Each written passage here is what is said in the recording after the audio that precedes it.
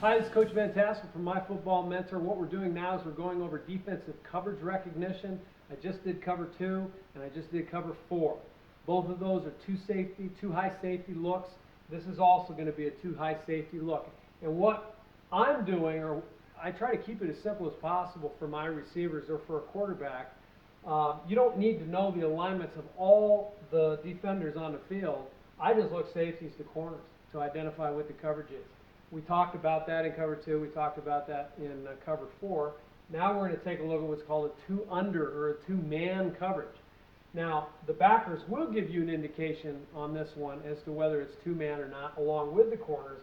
So I'll throw an H-back in here like this, and we'll go ahead and throw Sam Backer outside here, okay? If these guys are head up on the receivers, they're in man coverage. In other words, this guy's locked on here, this guy's locked on here, and this guy's locked on here.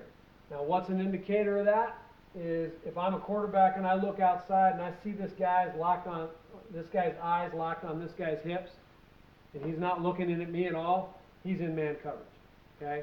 If he's turned and looking in at me, then it could be some type of a zone coverage, and most likely he'll show man and then drop off. Maybe he'll show man and then drop the quarters.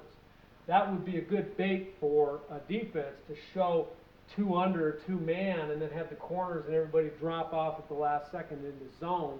That could bait the quarterback to making a bad throw. He's thinking that he's got maybe a man throw on that, but then the guy drops and you bait the quarterback into an interception. But as an identifier, head up, eyes on the hips, head up, eyes on the hips, head up, eyes on the hips, that's an indicator that it's 2-man. Now these guys still have what is called half coverage, okay, just like cover 2.